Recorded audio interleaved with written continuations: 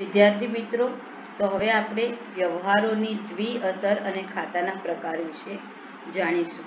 તો આપણે બધાએ હિસાબી પદ્ધતિ વિશે જાણકારી મેળવી અને આપણા બધાને ખબર પડી કે આપણે દ્વિનોંધી પદ્ધતિનો વપરાશ કરીએ છીએ. એટલે હરેક વ્યવહારની બે નોંધ કરવામાં આવે છે. તો હિસાબી ધંધાકીય વ્યવહારનો અર્થ શું થાય? હિસાબો તૈયાર કરવાનું પ્રથમ પગથિયું વ્યવહારનું અસ્તિત્વ ઊભું થવું અને તેની ઓળખ હોય છે. વ્યવહાર નહીં, હિસાબો નહીં. જો વ્યવહાર જ ન હોય તો હિસાબો હોતા જ નથી. એટલે વ્યવહાર હોવો ખૂબ જરૂરી છે. તો હવે ધંધાકીય વ્યવહારની વ્યાખ્યા આપણે સમજીએ. ધંધાકીય વ્યવહાર એટલે બે કે વધુ વ્યક્તિઓ વચ્ચે ધંધા માટેની વસ્તુઓ કે સેવાની રોકડમાં અથવા ઉધાર યાની શાક પર ફેરબદલ. ધંધાકીય વ્યવહાર એટલે બે કાં તો વધુ વ્યક્તિઓ વચ્ચે થતો ધંધો. ધંધામાં શું થાય? કાં તો વસ્તુઓની ફેરબદલી થાય છે, કાં તો સેવાની ફેરબદલી થાય છે. કાં તો આ રોકડમાં કરવામાં આવે છે, કાં તો આ ઉધાર, કાં તો તમે એને શાક પર પણ કહી શકો, એમાં કરવામાં આવે છે.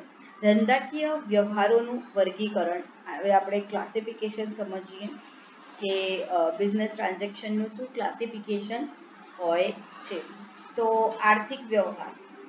આર્થિક વ્યવહાર એટલે ઇકોનોમિક ટ્રાન્ઝેક્શન. આપણે બિન આર્થિક વ્યવહાર અને આર્થિક વ્યવહાર વિશે મેં તમને આગળના વિડીયોમાં થોડી ઘણી જાણકારી આપી હતી. આર્થિક વ્યવહાર એને કહેવાય કે જેને પૈસામાં તમે માપી શકો. અને બિન આર્થિક વ્યવહાર એટલે એવો વ્યવહાર કે શું કહેવાય, જે કોઈ વ્યક્તિ શું કહેવાય પ્રેમથી, લાગણીથી, દેશભક્તિની ભાવનાથી એ રીતે કરવામાં આવતો વ્યવહાર હોય છે. આર્થિક વ્યવહારમાં રોકડ ઉધાર વ્યવહારની દ્રષ્ટિ હોય છે. કાં તો એ રોકડમાં કરવામાં આવે, કાં તો ઉધાર ઉપર આ કરવામાં આવે છે, કાં તો અન્ય કોઈ વ્યવહાર પણ અન્ય કોઈ રીતે, જેમ કે આજકાલ પેટીએમથી કરવામાં આવે છે, તે જ રીતે IMPS ટ્રાન્ઝેક્શનથી કરવામાં આવે છે. એ રીતનું આંતરિક બાહ્ય વ્યવહારની દ્રષ્ટિએ, ઇન્ટરનલ અને એક્સટર્નલની દ્રષ્ટિએ એને કઈ રીતે ડિવાઈડ કરવામાં આવે છે? તો આંતરિક વ્યવહાર અને બાહ્ય વ્યવહાર. હવે બિન આર્થિક વ્યવહાર. બિન આર્થિક વ્યવહાર જે છે એ ધંધાકીય વ્યવહારને બે રીતે ડિવાઈડ કરવામાં આવે: આર્થિક વ્યવહાર, બિન આર્થિક વ્યવહાર. બિન આર્થિક વ્યવહાર જેમ કે મમ્મી આપણા માટે ખાવાનું બનાવે છે. જો રસોઈવાળી રાખીએ ને, રસોઈવાળી ખાવાનું બનાવે તો આપણે એને પૈસા આપવા પડે, પણ મમ્મી પ્રેમથી, મમતાથી જે ખાવાનું બનાવે છે એ બિન આર્થિક વ્યવહાર થઈ ગયો. આર્થિક વ્યવહાર રોકડ અને ઉધારમાં કરવામાં આવે છે. રોકડનો વ્યવહાર હોય, ઉધારનો વ્યવહાર હોય, અન્ય વ્યવહાર હોય, અને એને બીજી રીતે પણ ડિસ્ટ્રીબ્યુટ કરવામાં આવે છે. આંતરિક હોય અને બાહ્ય વ્યવહાર હોય. આર્થિક વ્યવહાર. ધંધાના ચોપડામાં ધંધાના આર્થિક વ્યવહારો જ નોંધવામાં આવે છે. બિન આર્થિક વ્યવહારોની નોંધ આપણે કરતા નથી. આર્થિક વ્યવહારની બે અગત્યની બાબતો હોય છે: મિલકત, માલ, સેવા સામે રોકડની લેવડ દેવડ. મિલકત, માલ, સેવા સામે શાક પર વ્યવહારના કારણે દેવાદાર અને લેણદારોના સંબંધો ઊભા થવા. આને હું વધારે સારી રીતે સમજાવીશ કે જ્યારે કોઈ પણ ધંધો થતો હોય, બરાબર છે, સમજો કે આપણે કોઈ દુકાન છે અને એમાં આપણે વસ્તુઓ રાખીએ છીએ. આયુર્વેદિક પ્રોડક્ટ્સની દુકાન છે અને એમાં આપણે બધા આયુર્વેદિક પ્રોડક્ટ્સ રાખ્યા છે. કોઈ માણસ આવે છે ને કહે છે કે મને એક આયુર્વેદિક શેમ્પુ જોઈએ છે. આપણે એને સામે માલ આપીએ છીએ અને એ આપણને સામે શું આપશે? પૈસા આપશે. તો આજે એક આખો વ્યવહાર થયો, એ આર્થિક વ્યવહાર થયો. આમાં આપણને સામે પૈસા આપવામાં આવ્યા. પણ કોઈ કસ્ટમર એવો હોય જેનું ખાતું ચાલતું હોય અને આપણે એને હર મહિનાના અંતમાં બિલ આપીએ, કહીએ કે તમારે આટલા પૈસા આપવાના છે, ને એ માણસ મહિનાના અંતમાં આપણને આવા પૈસા આપતો હોય, તો એ અગર આવ્યો અને કે લાવો ભાઈ મારે એક શેમ્પુ લેવો છે ને તમે જે હોય તે લખી લેજો, પૈસા લખી લેજો મારા અકાઉન્ટમાં. તો એ જે વ્યવહાર થયો એ શાક પર, અને એને તમે કહી શકો કે એ જે વ્યવહાર છે એ આપણે સામે માલ આપ્યો અને ઉધારીનો વ્યવહાર કહેવાય. અને એક આપણો દેવાદાર છે જે ઊભો થયો અત્યારે, અને મહિનાના અંતમાં આપણે એની પાસેથી પૈસા લેવાના બનશે. તો આ બે પ્રકારે હોય. તમે મિલકત ખરીદો, કાં તો પછી તમે કોઈની પાસેથી સેવા લો અને કાં તો તમે સેવા આપો. તો આ પ્રકારના જે છે એ બે પ્રકારના અગત્યના આર્થિક વ્યવહારો હોય છે. તો રોકડ ઉધાર વ્યવહારની દ્રષ્ટિએ આપણે આ વસ્તુને સમજીએ તો રોકડ વ્યવહાર, તો સામે રોકડા આપવામાં આવે. મિલકત સાથે રોકડ વ્યવહાર, મિલકત સાથેનો રોકડ વ્યવહારનું સારામાં સારું એક્ઝામ્પલ હું તમને આપું. આજે મેં એક મિલકત ખરીદી, એક ઘર ખરીદ્યું 20 લાખનું. તો હું 20 લાખ રૂપિયા જે છે હમણાં જ જો એના અકાઉન્ટમાં હું જમા કરાવી દઉં તો આ થઈ ગયો રોકડનો વ્યવહાર. બરાબર છે. હવે આપણે માલ સાથેના રોકડનો વ્યવહાર સમજીએ. તો મારી આયુર્વેદિક સ્ટોરની શોપ છે, મારો આયુર્વેદિક સ્ટોર છે. એમાં કોઈ આવ્યું શેમ્પૂ લેવા અને મેં એને શેમ્પૂ આપ્યો ને એને મને સામે પૈસા આપી દીધા, તો એ થઈ ગયો રોકડનો વ્યવહાર. એ થયો માલ સાથેનો રોકડનો વ્યવહાર. સેવા અંગેનો રોકડનો વ્યવહાર આપણે સમજીએ તો મેં એકાદા સ્ટુડન્ટને ભણાવ્યો અને પછી એને મને પૈસા આપ્યા, તો આ થયો સેવા સાથે રોકડનો વ્યવહાર. આ તો મેં કોઈ કર્મચારી હતો, મારો કોઈ એમ્પ્લોય હતો, એને મેં સેલેરી આપી, તો આ સેવા સાથેનો રોકડ. દેવા લેણા સાથેનો વ્યવહાર આપણે સમજીએ તો દેવા લેણા સાથેમાં આપણે કોઈક મિલકત, માલ કે સેવાના નાણાં ચૂકવવાના બાકી છે, આપણે એને ઉધારી ઉપર લીધું છે અને તેના માલના જે પૈસા છે એ આપણે ચૂકવવાના બાકી છે, તો એ થઈ ગયો આ પ્રકારનો વ્યવહાર.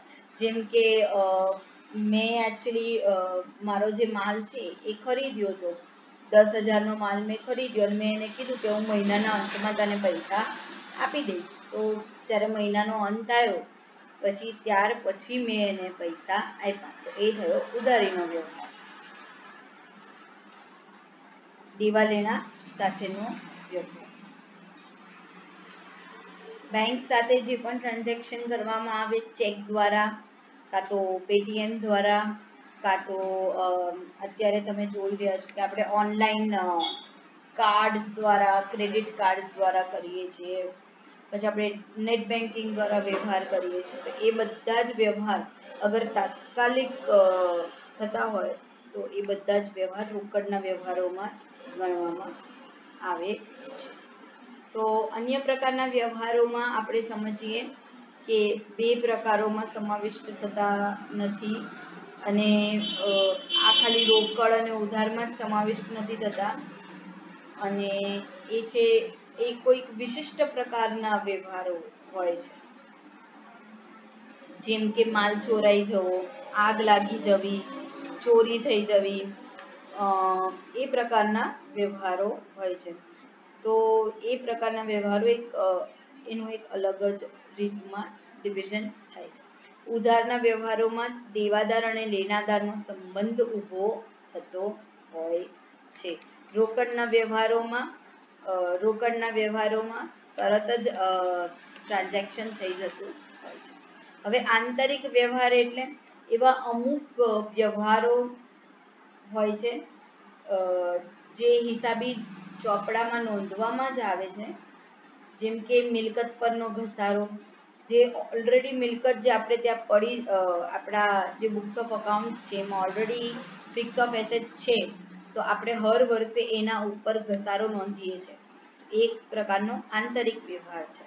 પછી મિલકત અપ્રચલિત થવી, પછી કુદરતી આપત્તિનું નુકસાન થવું, એ બધા આંતરિક વ્યવહારો કહેવામાં આવે છે. એમાં કોઈ અન્ય પક્ષકાર હોતો નથી. હવે આપણે બાહ્ય વ્યવહાર સમજીએ. બાહ્ય વ્યવહારમાં શું હોય છે કે અન્ય પક્ષકાર હોય છે. બીજા બધા જ જે વ્યવહારો છે એ બધા બાહ્ય વ્યવહારોમાં આવે છે. આ વ્યવહારોની નોંધ હિસાબી ચોપડાઓમાં થાય છે. જેમ કે સમજો મેં કોઈના પાસેથી માલ ખરીદ્યો, માલ વેચ્યો, કોઈ કર્મચારી છે એને મેં એને મેં સેલરી આપી, પછી વીમા પ્રીમિયમ ચૂકવ્યું, ગમે તે મેં કોઈ ફિક્સ એસેટ ખરીદ્યું. બિન આર્થિક વ્યવહારોને આપણે ફરી સારી રીતે સમજીએ. મેં તમને કીધું એ પ્રમાણે કે આપણી મમ્મી આપણા માટે રસોઈ બનાવે છે તો એ પૈસા લેતી નથી, પણ જો તમે એની જગ્યા પર કોઈ રસોઈવાળી રાખો તો એ પૈસા લે છે. તો મમ્મી જે આપણા માટે કરે છે એ પ્રેમ લાગણીના ભાવથી કરે છે, એક બિન આર્થિક વ્યવહાર કહેવામાં આવે છે. એની નોંધ ચોપડાઓમાં થતી નથી. બિન આર્થિક વ્યવહાર જે છે એનું એ પ્રકારના વ્યવહારો છે જેનું નાણાંમાં મૂલ્ય થતું નથી. હવે આપણે એક બે ઉદાહરણો જોઈ લઈએ. જેમ કે આપણે એવું કહી શકાય કે આપણી કોઈ બેન છે, એને આપણા માટે કંઈક બનાવ્યું, તો એક પ્રકારનો બિન આર્થિક વ્યવહારો. આર્થિક અને બિન આર્થિક વ્યવહારોને આપણે સારી રીતે જાણ્યા બાદ હવે આપણે નેક્સ્ટ ટોપિક ઉપર જઈએ. એ છે રોકડ વ્યવહાર. રોકડ વ્યવહાર, હવે આને આપણે ઓલરેડી સારી રીતે ભણી ચૂક્યા છે, પણ વધારે ડિટેલમાં આપણે એને ભણીએ તો રોકડ વ્યવહાર બેંક દ્વારા લેવડ દેવડ થાય છે, કાં તો રોકડા દ્વારા યા તો બેંક દ્વારા લેવડ દેવડ થાય છે. પછી જેટલા પણ પેટીએમના ટ્રાન્ઝેક્શન્સ છે, યુપીઆઈ દ્વારા આપણે જે કરવામાં આવીએ છીએ, એ બધા જ પ્રકારના ટ્રાન્ઝેક્શન રોકડ વ્યવહારમાં થતા હોય છે. ઉધાર વ્યવહાર જે છે એ શાક પરનો વ્યવહાર કહેવામાં આવે છે. દેવાદાર લેણદારનો સંબંધ ઊભો થવો, વ્યક્તિના નામનો ઉલ્લેખ હોય છે અને રોકડ કે બેંક શબ્દનો ઉલ્લેખ હોતો નથી. આ વ્યવહારમાં વ્યક્તિના ખાતાને ચોક્કસ અસર થાય છે. દેવાદાર લેણાદારનો સંબંધ ઊભો થવો અને રોકડ અને બેંક દ્વારા લેવડ દેવડ થતી નથી. હવે આપણે નીચે જઈએ. વાઉચર શું છે? તો વાઉચર કોને કહેવાય? જ્યારે આપણે હિસાબી પદ્ધતિનું જે પહેલું ચેપ્ટર છે એ ભણતા હતા ત્યારે આપણને જાણકારી થઈ હતી કે આપણો હિસાબો લખવામાં જે સૌથી પહેલું પગથિયું છે એ છે આપણે વાઉચર બનાવવું. વાઉચરમાં ઘણી બધી વસ્તુઓની નોંધ હોય છે. જે વ્યવહાર હોય એની નોંધ હોય છે, એના પક્ષકારોની નોંધ હોય છે, કેટલી રકમ છે, એ તારીખ શું છે અને એ કેવા પ્રકારનો વ્યવહાર છે, એ બધી જ નોંધ હોય છે. વાઉચર લેનાર કોણ છે, સ્વીકારનાર કોણ છે, એ બધી જ વસ્તુઓની નોંધ આ વાઉચરમાં હોય છે. તો વાઉચર ખૂબ જ અગત્યનું છે અને વાઉચર એક એવિડન્સ છે કંપનીની એક્ટિવિટીઝનું. કંપની એને એવિડન્સ તરીકે યુઝ કરી શકે છે. વાઉચરના પ્રકારો હવે આપણે સમજીએ. તો વાઉચર વેચાણ બિલ, ભરતીયું તરીકે ઓળખવામાં આવે છે. એ માલના વેચાણ અંગેના બિલ હોય છે. પછી ખરીદ બિલ, આપણે ક્યારે પણ માલ ખરીદવા જઈએ તો આપણને વેપારી જે બિલ આપે છે એને ખરીદી બિલ કહેવામાં આવે છે. એ ખરીદીનું બિલ હોય છે. પછી જમા ચિઠ્ઠી, વેચાણ પરત, જ્યારે આપણે કોઈ માલ લીધો હોય અને એ આપણને વેચ્યો હોય અને સામેવાળાને એ માલ ન જોઈતો હોય તો વેચાણ પરત કરવામાં આવે છે, એને જમા ચિઠ્ઠી કહેવાય. ઉધાર ચિઠ્ઠી, ખરીદ પરત કરવા અંગેની નોંધ હોય છે. આપણે કંઈ ખરીદ્યું હોય ને આપણને ન જોતું હોય તો આપણે સામેવાળાને ઉધાર ચિઠ્ઠી આપીએ છીએ. ચેકનું અડધિયું,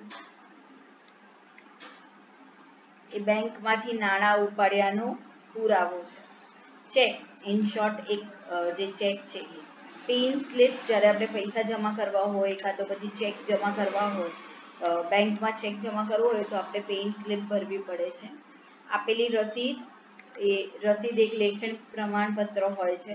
મળેલ રસીદ પણ શું હોય છે? નાણાં ચૂકવ્યા છે તે અંગેનું લેખિત પ્રમાણપત્ર. ખર્ચના બિલો, રોકડેથી કે ચેકથી ચૂકવેલા ખર્ચાનો પુરાવો હોય છે. તો હવે વાઉચરની અંદર કઈ જાણકારી હોય છે? તો આની બધી વિગતો ઓલરેડી આપણે ચર્ચા કરી ચૂક્યા છે, તો પણ એક નજર મૂકી દઈશું.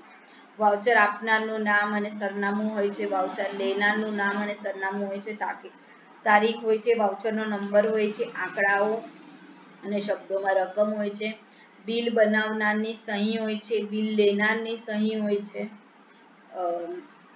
વાઉચરનો પ્રકાર એ પણ લખેલો હોય છે અને અન્ય વિગતો અગર કોઈ હોય તો એ પણ હોય છે. દરેક પ્રકારનું વાઉચર એકબીજાથી અમુક બાબતોમાં જુદું પડતું હોય છે, તેથી જે તે વાઉચરની અન્ય વિગતો અલગ હોય છે. હવે આપણે સમજીએ કે કોઈ પણ વ્યવહારની બેવડી અસરો કેવી હોય છે. દ્વિનોંધી નામા પદ્ધતિ છે એટલે હરેક વ્યવહારની બેવડી અસરો થતી હોય જ છે, આપણા બધાને ખબર છે. આનું પહેલું ઉદાહરણની આપણે ચર્ચા કરીએ. આમાં હંમેશા બે પક્ષકારો હોય છે. કોઈ પણ વ્યવહારમાં હંમેશા બે પક્ષકારો હોય છે. કોઈ વ્યક્તિ ધંધાનો લાભ લે અથવા લાભ આપે તો વ્યક્તિ ખાતું બને છે. પછી બીજું ખાતું છે ધંધામાં માલ મિલકત વધે અથવા ઘટે એના માટે માલ મિલકતનું ખાતું, અને ધંધાને ખર્ચ થાય અથવા ઉપજ થાય તો ઉપજ ખર્ચ ખાતું. આને હું તમને કહી શકું, સૌથી પહેલું જે છે એ પર્સનલ અકાઉન્ટ કહેવામાં આવે છે, બીજું જે છે એ રિયલ અકાઉન્ટ કહેવામાં આવે છે, અને ત્રીજું જે છે એ નોમિનલ અકાઉન્ટ કહેવામાં આવે છે. પર્સનલ અકાઉન્ટ એટલે વ્યક્તિ ખાતું, એટલે આજે હું મારો બિઝનેસ જે છે એ મારાથી પણ અલગ છે. ભલે હું એનો માલિક હોઉં તો પણ માલિક અને બિઝનેસ બે અલગ અલગ વ્યક્તિ હોય છે, એને એક જ ગણવામાં આવતી નથી.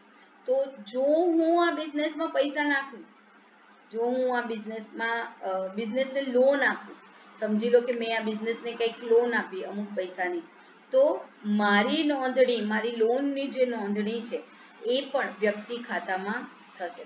સમજો મેં કોઈને માલ વેચી કાઢ્યો અને ઉધારમાં વેચ્યો, તો એ જે વ્યક્તિનું નામ છે એ વ્યક્તિ ખાતામાં એની નોંધણી થશે. બેંક પણ એક વ્યક્તિ ખાતું છે. આ જે વ્યક્તિઓ છે એ બધા લાભ લે છે અથવા લાભ આપે છે.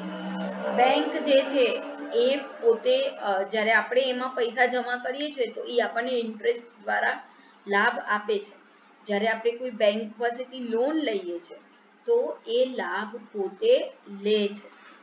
એવી જ રીતે ધંધામાં માલ મિલકત વધે કે ઘટે તો માલ મિલકતનું ખાતું છે. આપણે સમજો કોઈ ફોર્મ છે અને એમાં આપણે અમુક ફર્નિચર વસાવ્યું તો એ આપણી મિલકત છે. પછી આપણે કમ્પ્યુટર લાવ્યા તો એ આપણી શું થયું? મિલકત. સમજો મારું આયુર્વેદિક સ્ટોર છે તો એમાં જેટલો પણ માલ પડ્યો છે એ માલ ખાતું કહેવાય છે. એટલે માલ મિલકત ખાતામાં માલ અને મિલકતનો સમાવેશ થતો હોય છે. હવે ધંધાનો ખર્ચ થાય અથવા ઉપજ થાય એ જે નોમિનલ ખાતું છે, એ નોમિનલ ખાતું એ બધું ઉપજ ખર્ચ ખાતામાં આવે છે. તો ધંધાએ કયા કયા પ્રકારના ખર્ચા કર્યા, જેમ કે મેં કોઈને સેલરી આપી, ઇલેક્ટ્રિસિટીનું બિલ ભર્યું, તો એ બધું ખર્ચ ખાતામાં આવશે. જેમ કે મને નફો થયો તો એ જે નફો છે એ ઉપજ ખાતામાં આવશે. તો આ રીતે વ્યવહારોની બેવડી અસર સમજવા માટે આપણે આ 3 પ્રકારના ખાતાઓને સમજવા ખૂબ અગત્યના હોય છે. તો હવે આપણે આગળ જઈએ. હવે આપણે ખાતાઓના પ્રકાર સમજીએ. ઓલરેડી આપણે સમજી ગયા છે. હવે ખાતાઓનું વર્ગીકરણ, પર્સનલ અકાઉન્ટ અને વ્યક્તિ ખાતું અને બિન વ્યક્તિ ખાતું, એમાં માલ મિલકત ખાતું અને ઉપજ ખર્ચ ખાતું એવી રીતે કરવામાં આવ્યું છે. હવે આપણે આગળ જઈએ.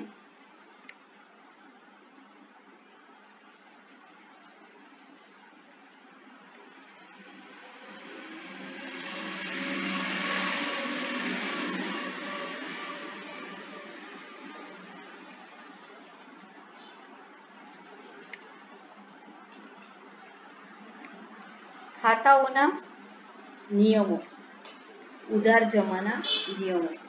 આપણે ઉધાર અને જમાને સમજવું પણ ખૂબ અગત્યનું છે.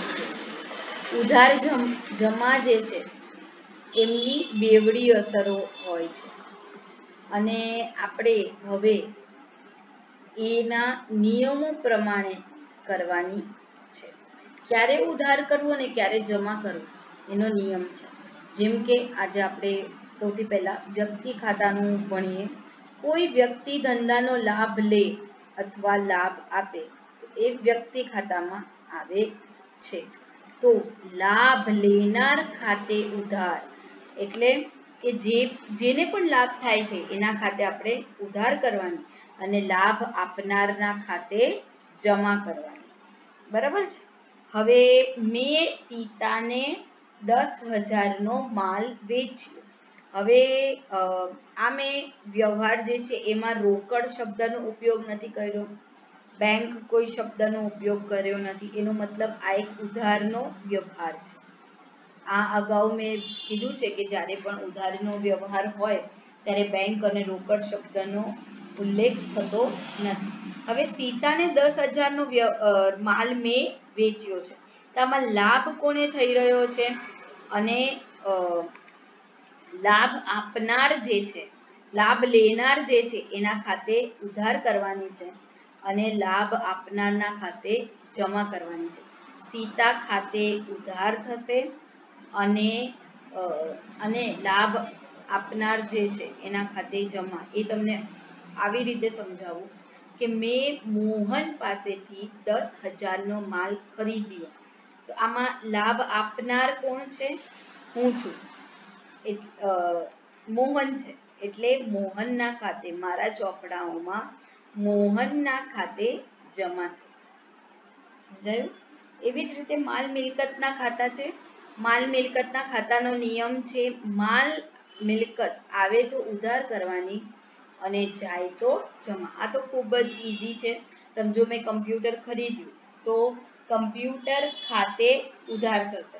સમજો મેં અમુક માલ ખરીદ્યો તો મારા માલ ખાતે ઉધાર થઈ જશે. સમજો મેં માલ વેચ્યો તો મારા માલ ખાતે જમા થશે. અને સમજો મારું કોઈ કમ્પ્યુટર હતું એ મેં વેચી કાઢ્યું તો મારા કમ્પ્યુટર ખાતે જમા થશે. હવે આ જે ઉદાહરણ મેં તમને આપ્યું કે મેં સીતાને 10,000નો માલ વેચ્યો, તો એની આખી એન્ટ્રી છે એ કઈ રીતે થશે? તો સીતા ખાતે ઉધાર તે માલ ખાતે જમા. સીતા ખાતે ઉધાર તે માલ ખાતે જમા. મોહને મને 10,000 રૂપિયાનો માલ વેચ્યો. એનો મતલબ શું થયું કે મેં મોહન પાસેથી 10,000નો માલ ખરીદ્યો. બરાબર? એનો મતલબ શું થયો કે માલ આવ્યો છે એટલે માલ ખાતે ઉધાર તે મોહન ખાતે જમા. ઉપજ ખર્ચના ખાતાનો નિયમ છે ખર્ચ અને નુકસાન ઉધાર. ખર્ચ અને નુકસાન જે છે એ ઉધાર કરવાનું અને ઉપજ અને લાભને જમા કરવાનું. બરાબર છે? એટલે આપણે એવું એક એક્ઝામ્પલ લઈએ કે મેં મીનાને 10,000ની સેલેરી આપી. તો સેલેરી ખાતે ઉધાર તે મીના ખાતે તે શું કહેવાય બેંક અકાઉન્ટમાં જમા. તે બેંક અકાઉન્ટમાં જમા, કારણ કે હું એના બેંક અકાઉન્ટમાં જમા કરાવીશ. ઠીક છે? ઉપજ અને લાભ જે છે એ જમા થશે. જેમ કે તમને કોઈ શેર્સ હતા અને એમાંથી તમને ડિવિડન્ડ આવ્યું તો એ ડિવિડન્ડ જે છે એ જમા થશે. પછી તમને ઇન્ટરેસ્ટ મળ્યું, બેંક ઇન્ટરેસ્ટ જે છે એ તમને મળ્યું તો બેંક અકાઉન્ટ ડેબિટ થશે. તમારા બેંકમાં ઇન્ટરેસ્ટ જમા થયું તો bank account debit. Bank account ઉધાર, બેંક ખાતે ઉધાર તે બેંક ઇન્ટરેસ્ટ ખાતે જમા. એવી રીતના થશે. તો વ્યક્તિ ખાતાનો નિયમ લેનાર ખાતે ઉધાર અને આપનાર ખાતે જમા. પછી માલ મિલકત ખાતાનો નિયમ, માલ મિલકત ખાતાનો નિયમ છે આવે તે ઉધાર અને જાય તે જમા. હવે આગળ ઉપજ અને ખર્ચ ખાતાનો નિયમ છે ખર્ચ કે નુકસાન ઉધારો અને ઉપજ કે લાભ જમા કરો. હવે આપણે આગળ વધીએ તો ઉધાર અને જમાના નિયમોને ભણીએ. તો ઉધાર ક્યારે ક્યારે થાય? લેનાર ખાતે હંમેશા ઉધાર થાય છે આવે તે ઉધાર થાય છે અને ખર્ચ કે નુકસાન હંમેશા ઉધાર થાય. વ્યક્તિ ખાતાનો નિયમ, લેનાર ખાતે ઉધાર, માલ મિલકત ખાતાનો આવે તે ઉધાર અને ઉપજ ખર્ચ ખાતામાં ખર્ચ કે નુકસાન ખાતે ઉધાર. હવે જમામાં જોઈએ, આપનાર ખાતે જમા, જાય તે જમા અને ઉપજ કે લાભ ખાતે જમા. હવે ખાતું, ઉધાર જમા કરવાના તબક્કા. હવે આપણે ખાતું બનાવતા શીખીએ. આ આપણી પાસે એક એક્ઝામ્પલ છે, એમાં ઉધાર અને જમાની અસરો લખેલી છે.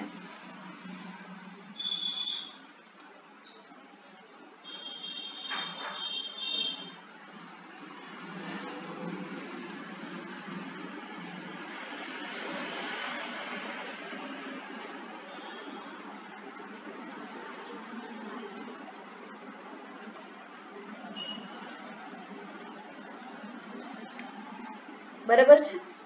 તો ગમે તે ખાતું આપણે બનાવવું હોય, એન્ટ્રી પાસ કરવી હોય, તો આપણે આ બધા નિયમો જે છે એની યાદ રાખીને એની પહેલા અસરો જાણવી.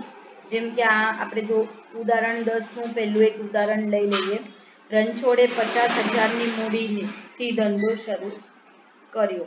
તો 50,000 રૂપિયા હતા. રૂપિયા ધંધાની અંદર આવ્યા છે એટલે રોકડ ખાતે ઉધાર થશે 50,000 રૂપિયા. અને મૂડી જે છે એ વ્યક્તિ ખાતું છે, મેં ઓલરેડી તમને કીધું છે.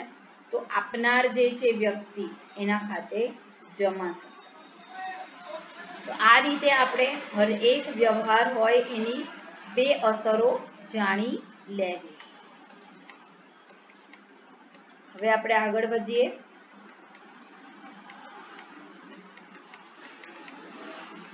અને હવે આપણે આમ નોંધ વિશે જાણીએ. તો આમ નોંધ શું છે? આમ નોંધ આપણી એન્ટ્રી નો, આપણે જે પણ એન્ટ્રી પાડીએ છીએ એનો સૌથી ફંડામેન્ટલ બુક્સ ઓફ અકાઉન્ટ્સ તરીકે કહેવામાં આવે છે. એ પ્રાઇમરી બુક તરીકે પણ ઓળખવામાં આવે છે. એ દ્વિનોંધી નામા પદ્ધતિનો પાયાનો ચોપડો પણ કહેવામાં આવે છે. તે મૂળભૂત ચોપડો છે. સૌથી પહેલા જે એન્ટ્રી કરવામાં આવે એ આમ નોંધમાં જ કરવામાં આવે છે, જેના આધારે નામા પદ્ધતિના બાકીના ચોપડા લખાય છે. અને આપણે જે ફર્સ્ટ પાર્ટમાં ભણ્યા હતા કે સૌથી પહેલા આપણું વાઉચર બનાવવું, પછી આપણે એના ટ્રાન્ઝેક્શન વગેરે સમજવું, વ્યવહારને સમજવું, એનાલિસિસ કરવું, એ બધું કરવું. પછી એની નોંધ આમ નોંધમાં કરવી અને બીજી બધી જે પ્રોસિજર છે એ પછી કરવામાં આવશે. લેજર પોસ્ટિંગ છે, ઘણું બધું છે આગળ, પણ હવે આપણે સમજીએ. હવે આપણે એન્ટ્રી પાડતા શીખી ગયા છે. આપણને ખબર પડી ગઈ છે કે ખાતાના શું પ્રકાર છે, શું નિયમો છે, ક્યારે ઉધાર કરવી, ક્યારે જમા કરવું. તો આ જર્નલ જે છે એ ઇંગ્લિશનો એક શબ્દ છે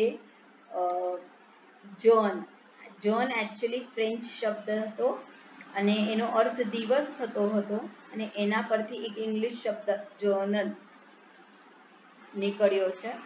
અને અંગ્રેજી શબ્દ જર્નલ એ મૂળ લેટિન ભાષાનો શબ્દ છે.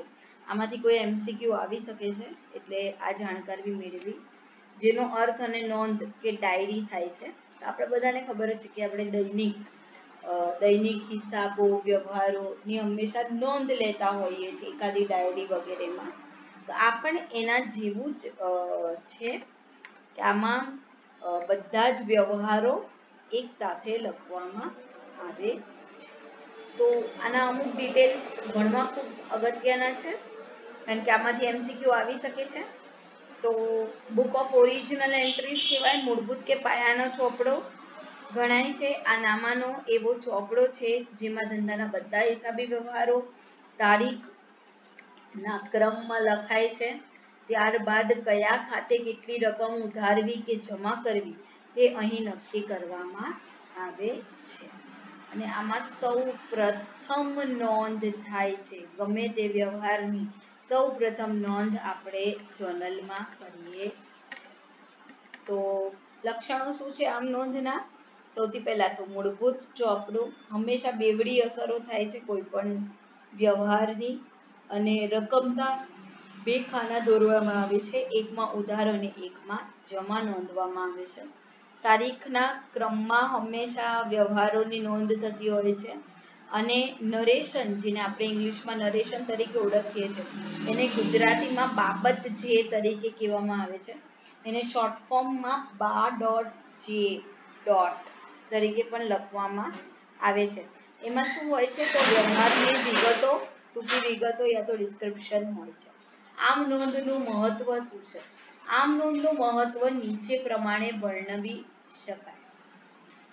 તમામ હિસાબી વ્યવહારો વિગતવાર માહિતી દેવામાં આવે છે. ભવિષ્ય માટે ઉપયોગી માહિતી હોય છે. ખતવણી, જેને આપણે લેજર પોસ્ટિંગ તરીકે ઓળખીએ છીએ, એ ખતવણી કરવા માટે આમ નોંધની ખૂબ જ અગત્ય હોય છે, અગત્યની વસ્તુ છે. વ્યવસ્થિત નોંધ થાય છે. ભૂલ રહિત હિસાબોની નોંધ કરવામાં આવે છે.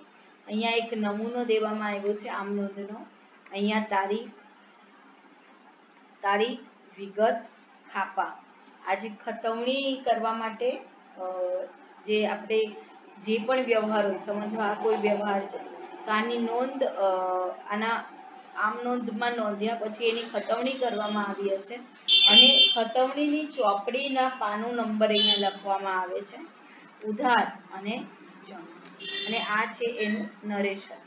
અને અહીંયા ઉધારની નિશાની લખવામાં આવે છે અને આ જે જમા હોય છે તે કરીને લખવામાં આવે છે. તો હવે આપણે આગળ વધીશું. આ એક આમ નોંધનો નમૂના તરીકે લઈ શકાય.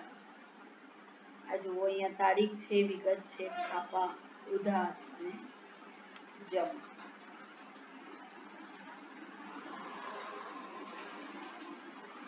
સંયુક્ત આમ નોંધ, જેને આપણે જોઈન્ટ જર્નલ એન્ટ્રી તરીકે પણ કહેવામાં આવે છે.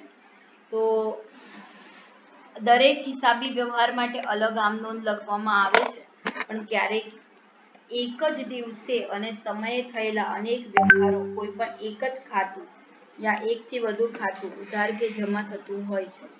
આ માટે દરેક વ્યવહારની અલગ આમ નોંધ લખવાને બદલે એક જ આમ નોંધ લખવામાં આવે તો તેને સંયુક્ત આમ નોંધ કહેવામાં આવે છે. સંયુક્ત આમ નોંધ જે છે ને એ એકચ્યુઅલીમાં મર્જ એન્ટ્રી છે. કે આ એક ઉદાહરણ તરીકે આપણે લઈ શકાય કે 15 જાન્યુઆરી 2015 ના રોજ મજૂરીના 300 રૂપિયા, પગારના 2000 રૂપિયા અને ટેલિફોન બિલના 500 રોકડા રૂપિયા આપણે ચૂકવ્યા. તો આની એક સંયુક્ત એન્ટ્રી આપણે કઈ રીતે પાસ કરીશું? તો મજૂરી ખર્ચ ખાતે ઉધાર, પગાર ખાતે ઉધાર અને ટેલિફોન એક્સપેન્સ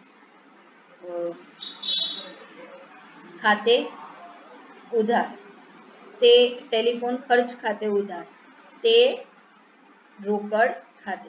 આ જે સામે દેખાડવામાં આવી છે આ 3 એન્ટ્રી, એની એક સંયુક્ત એન્ટ્રી પાસ કરવામાં આવી. મજૂરી ખર્ચ ખાતે ઉધાર, પગાર ખાતે ઉધાર, ટેલિફોન ખર્ચ ખાતે ઉધાર, તે રોકડ ખાતે ઉધાર. તો તમે અહીંયા જોઈ શકો છો વિવિધ પ્રકારના વ્યવહારો માટેની આમ નોંધ.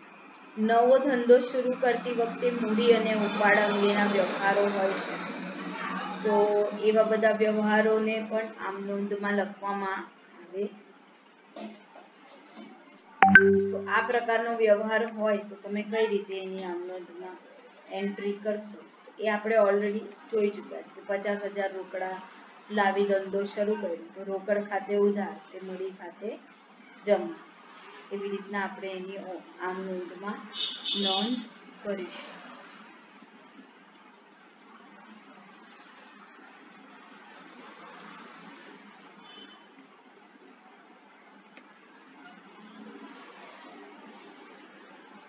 તો આ બધા ઉદાહરણો આપવામાં આવ્યા છે. તમે ચાહો તો તમે આ બધા ઉદાહરણોને એકવાર વાંચી તમે આ બધા ઉદાહરણોને પોતાથી જોઈ અને સોલ્વ કરી શકો છો.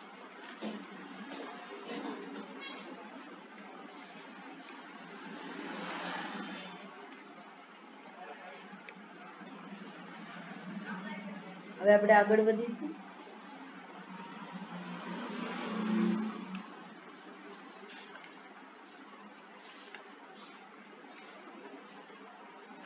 અને હવે આપણે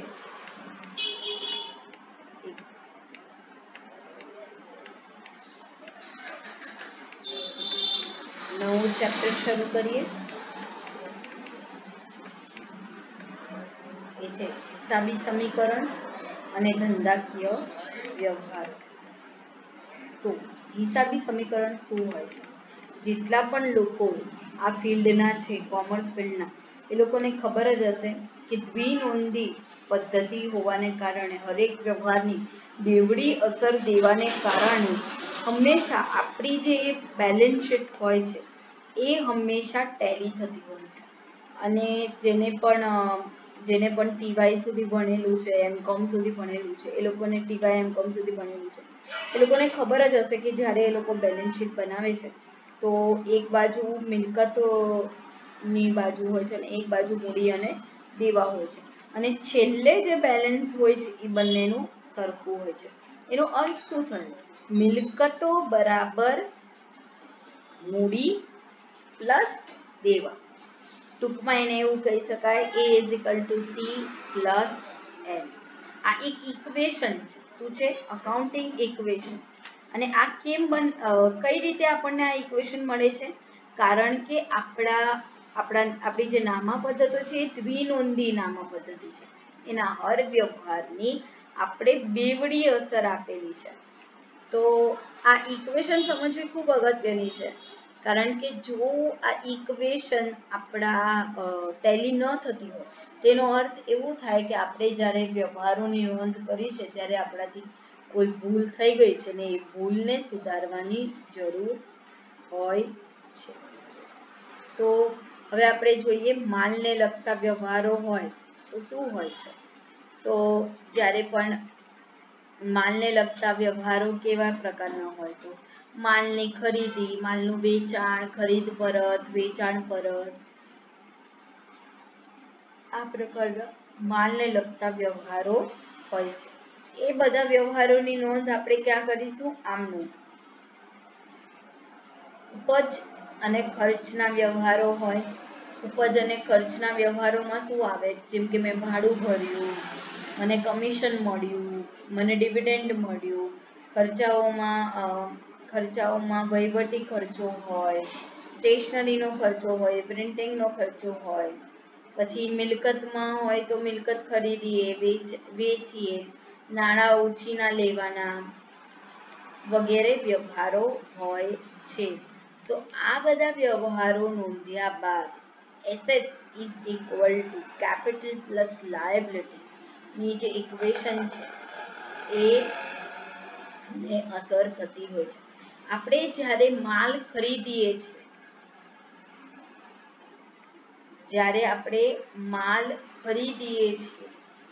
તો શું થાય છે? જ્યારે આપણે માલ ખરીદીએ તો ઉપજ ખર્ચ ખાતાને ફરક પડે છે અને માલ મિલકત ખાતાને ફરક પડે છે. અને જ્યારે આપણે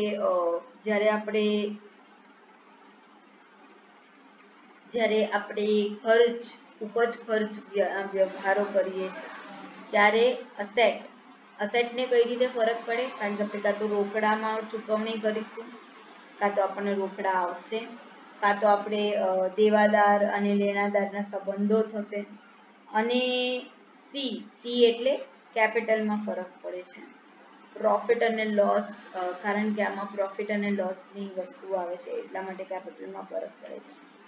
એ અને ત્રીજો જે વ્યવહાર છે એ મિલકતનો વ્યવહાર છે, એમાં એ અને એલમાં ફરક પડે છે.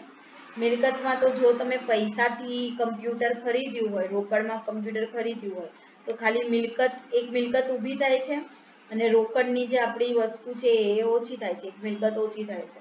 પણ જો તમે એને ઉધારીમાં ખરીદ્યું હોય તો એક લાયબિલિટી ઊભી થાય છે. એવી જ રીતે ત્રીજો વ્યવહાર છે નાણાં ઉછીના લેવા અને લગતા અને ઉછીના નાણાં પરતને લગતા વ્યવહારો. એમાં કેપિટલ અને લાયબિલિટીમાં વધારો અને ઘટાડો થતો હોય છે. હવે આપણે આગળ વધીએ.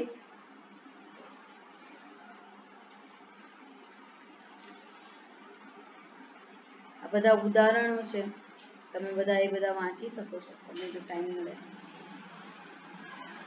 એક આપણે ઓલરેડી બધું સમજ્યું છે અને હવે આપણે નેક્સ્ટ ચેપ્ટરની તરફ જઈશું.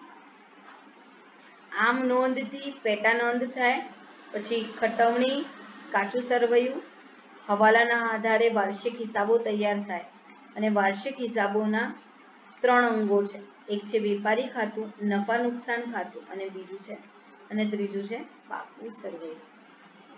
મને એમ થયું કે તમને આ વસ્તુ વાંચવી જોઈએ એટલે મેં હવે આપણે પેટા નોંધો વિશે જાણીએ. તો શું છે પેટા નોંધ અને તેની થોડી જાણકારી મેળવીએ. તો પેટા નોંધનો અર્થ છે સબસિડરી બુક્સ. એક જ પ્રકારોના વારંવાર થતા વ્યવહારો નોંધવા માટે આમ નોંધના ચોપડાની વર્ગીકૃત નોંધો એટલે પેટા નોંધો કહેવામાં આવે છે.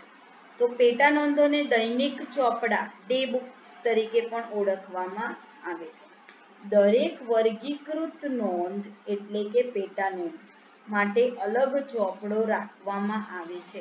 દાખલા તરીકે ઉધાર ખરીદીના વ્યવહારો નોંધવા માટે ખરીદ નોંધ અને ઉધાર વેચાણના વ્યવહારો નોંધવા માટે વેચાણ નોંધ તૈયાર કરવામાં આવે છે. એને સબસિડરી બુક્સ તરીકે પણ ઓળખવામાં આવે છે. દરેક ધંધાકીય એકમની જરૂરિયાત પ્રમાણે પેટા નોંધો રાખવામાં આવે છે. સામાન્ય રીતે મોટા ધંધાકીય એકમોમાં નીચે પ્રમાણેની પેટા નોંધો હોય છે. એક છે રોકડ મેળની પેટા નોંધ, બીજી છે માલ અંગેની પેટા નોંધ, હુંડી અંગેની પેટા નોંધ અને એક છે ખાસ આમ નોંધ. તો આ જે છે પેટા નોંધ એ આમ નોંધનો જ એક પ્રકાર છે. પણ આમ નોંધમાં શું થાય છે કે બધા જ પ્રકારના જે વ્યવહારો હોય છે એ એક સાથે લખવામાં આવે છે. પણ અમુક વાર આપણને પણ એવું થતું હોય છે કે જે રોકડાના વ્યવહાર છે એ આપણે ફક્ત રોકડાના વ્યવહાર જ જોવા છે, તો ત્યારે ખૂબ તકલીફ પડે છે. એટલે પેટા નોંધ બનાવવામાં આવે છે. પેટા નોંધમાં શું થાય છે કે જેમ કે રોકડ મેળની પેટા નોંધ હોય તો એમાં ફક્ત રોકડ આમ નોંધ હોય એમાં ફક્ત રોકડાના જ વ્યવહારો લખવામાં આવે છે, તેમાં બીજા કોઈ વ્યવહારો હોતા નથી. આ કયા જાતના ટ્રાન્ઝેક્શન્સ માટે છે? આ બધા રિકરિંગ ટ્રાન્ઝેક્શન્સ માટે કરવામાં આવે છે. તો રોકડ મેળ આમ નોંધના પણ 3 પ્રકાર છે. એક છે સાદું, પછી રોકડ અને બેંક ખાનાવાળું એટલે 2 ખાનાવાળી, અને ત્રીજી છે રોકડ બેંક અને વટાઓ 3 ખાનાવાળી. તો આ છે રોકડ મેળ આમ નોંધમાં. પછી માલ અંગેની પેટા નોંધ હોય તો ખરીદ નોંધ હોય, એમાં ફક્ત ખરીદેલા માલની જ નોંધણી કરવામાં આવે. પછી વેચાણ નોંધ હોય તો એમાં ફક્ત વેચેલા માલની જ નોંધણી કરવામાં આવે. ખરીદ પરત નોંધ હોય તો ઉધાર ખરીદેલા માલ પરત નોંધવા માટે, અને વેચાણ પરત નોંધ હોય તો વેચેલો માલ પરત મળે એ નોંધવા માટે. હુંડી અંગે હોય છે 2 પ્રકારની હુંડી હોય છે, લેણી હુંડી અને દેવી હુંડી. તો લખેલી હુંડી નોંધવા માટે લેણી હુંડી કહેવાય અને સ્વીકારેલી દેવી હુંડી નોંધવા માટે એને કહેવાય દેવી હુંડી. એટલે શું કહેવાય? બિલ્સ રિસીવેબલ જે આપણે રિસીવ કરવાના છે એ લેણી હુંડી, અને દેવી હુંડી એટલે બિલ્સ પેએબલ. ખાસ આમ નોંધમાં ઉપર જે પણ પેટા નોંધો છે એમાં જે પણ ટ્રાન્ઝેક્શન્સ નથી ઇન્ક્લુડ કરવામાં આવ્યા એ બધા જ ટ્રાન્ઝેક્શન્સ ખાસ આમ નોંધમાં ઇન્ક્લુડ કરવામાં આવે છે. તો હવે પેટા નોંધના ફાયદા તરીકે આપણે જોઈએ. કાર્યની વહેંચણી, આનાથી શું થઈ જાય છે? કાર્ય જે છે એ ડિવાઈડ થઈ જાય છે. શ્રમ વિભાજન થાય છે, ડિવિઝન ઓફ લેબર થઈ શકે છે. જેમ કે એક માણસ ફક્ત ખાસ આમ નોંધની નોંધણીઓ કરતો હોય, એક રોકડ મેળની કરતો હોય, એવી રીતના ઓફિસમાં. પછી માલ અંગેની પેટા નોંધ જે છે સબસિડરી બુક્સ ઓફ અકાઉન્ટ્સ, એ તો આપણે જોયું કે 4 હોય છે: ખરીદ, વેચાણ, વેચાણ પરત અને ખરીદ પરત. ઠીક છે. પરચેસની બુક્સ તરીકે કહેવામાં આવે છે. સાદી હોય છે અને એક હોય છે ખરીદ નોંધ જે છે એ સાદી બનાવવામાં આવે છે અને એક છે ખાનાવાળી. અને એમાં બે પ્રકાર હોય છે: માલના પ્રકાર પ્રમાણેની ખાનાવાળી અને માલ અને ખર્ચના ખાનાવાળી ખરીદ નોંધ. એ છે. અહીંયા નમૂના પણ આપેલા છે. સાદી ખરીદ નોંધ હોય તો એમાં કઈ કઈ વસ્તુ હોય: તારીખ હોય, વેપારીનું નામ હોય, એની વિગત હોય, પછી આવક ભરતિયા નંબર હોય, ખાપા એટલે ખતવણીનો જે નંબર છે એ હોય, આપણે ખતવણી કરી હોય તો એનો ચોપડાનો પાનાનો નંબર અને રકમ. આ સાદી છે. હવે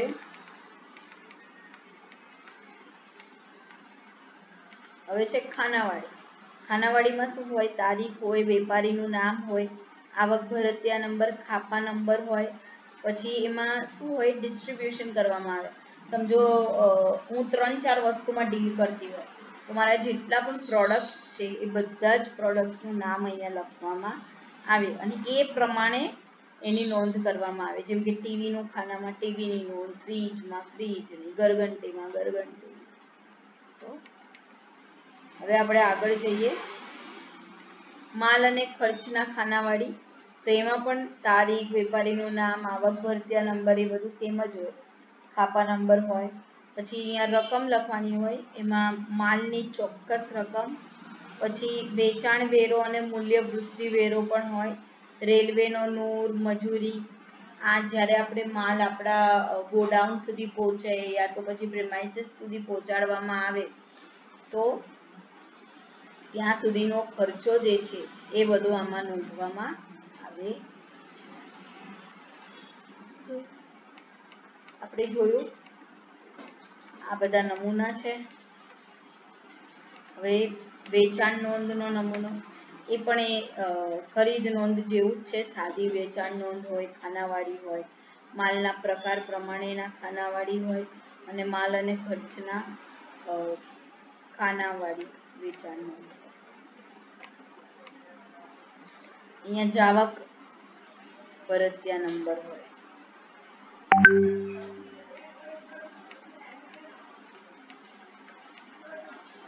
હવે આપણે આગળ વધીશું. એવી જ રીતના ખરીદ પરત નોંધ પણ હોય, તે પણ જોઈ લઈએ. તેના પણ એટલા જ પ્રકાર છે. ખરીદ પરત નોંધ. આ સાદી ખરીદ પરત નોંધ, એમાં ઉધાર ચિઠ્ઠી નંબર લખવામાં આવે.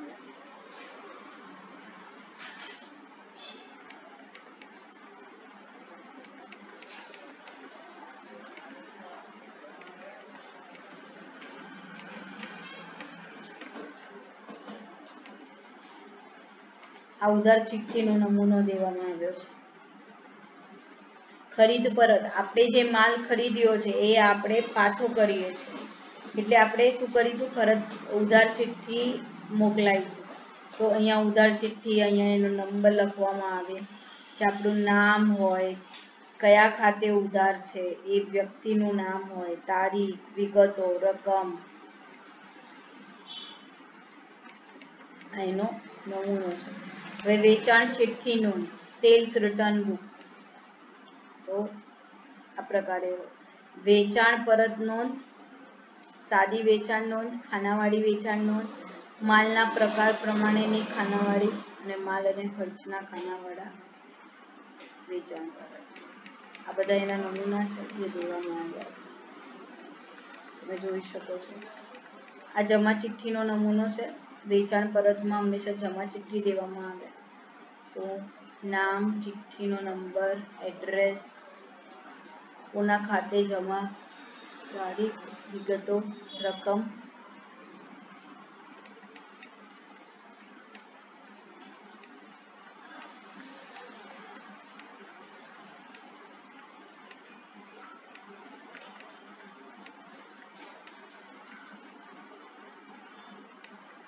બસ, તો આજનો વિડીયો આપણે અહીંયા જ એન્ડ કરી દઈશું. Thank you.